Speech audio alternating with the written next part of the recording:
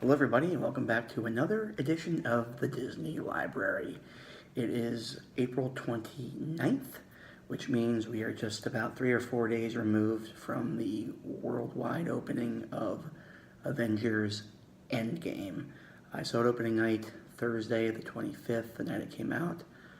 I don't think I've been able to stop thinking about it since then, so it is only fitting, of course, that we talk about this book called Marvel Studios, the movie making magic of Marvel Studios, Heroes and Villains. This book actually just came out April 23rd, so it was released about 2 days before the worldwide release of Endgame, which, by the way, is shattering all kinds of records right now at the box office.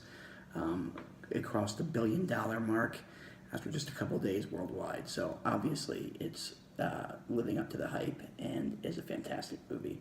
And so this book actually is pretty fascinating. It starts with the first movie in what is now, I believe, the 22 film saga, as they're calling it, starting with Iron Man in 2008. And it goes all the way up through Captain Marvel, which was released obviously just before Endgame was released earlier this year. I'm not sure why I really didn't get into the Endgame much, because again, this book was just released a couple days ago, so they had time to include it. For whatever reason, they chose not to, but it's got all of the artwork and inspiration behind the concept art. Actually, here's some initial concept art of Iron Man here, speaking of Iron Man and Tony Stark. And by the way, what a phenomenal job Robert Downey Jr. did bringing that character to life over the last 10 plus years. But it's got all of the concept art, starting with Iron Man in 2008. The Incredible Hulk is here also from 2008, going up through, again, the most recent release of Captain Marvel earlier this year. Skipping ahead some pages, you got Drax and Gamora from the Guardians of the Galaxy franchise.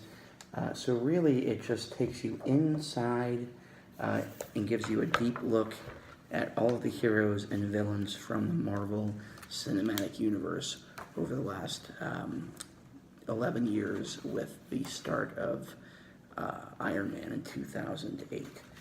The cool thing about this book is it's got these little cool little pop-out things, as you can see here.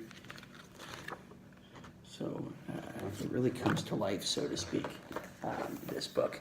Again, I just picked this up a couple days ago because it came out right before the release of Endgame, so I haven't really explored this one cover to cover, but it is really cool. Like I said, it takes you into all of the concept art of each of the characters in the Marvel Universe.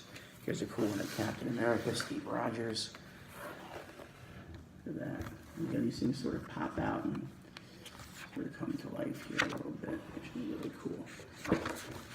So this is one I'll definitely have a lot of fun with over the next few weeks as we continue to soak up all things Marvel. The evolution of Black Panther, the anatomy of a scene, so it talks about how the scenes are made.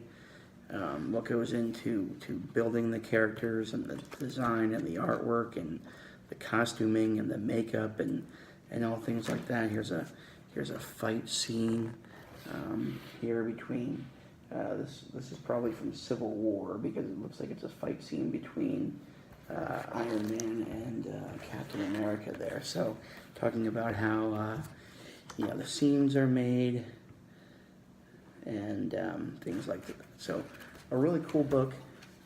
Definitely gets you excited about the movie and the fantastic, I guess, culmination, if you will, of the Infinity Saga, as Marvel is calling it.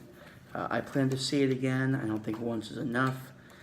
Probably need to see it a few times to really grasp everything that it had to offer. But definitely lived up to the hype, and again, shattering box office records with over $1 billion in the opening weekend. Here's a look at Guardians of the Galaxy 2, and of course everybody's favorite Baby Groot.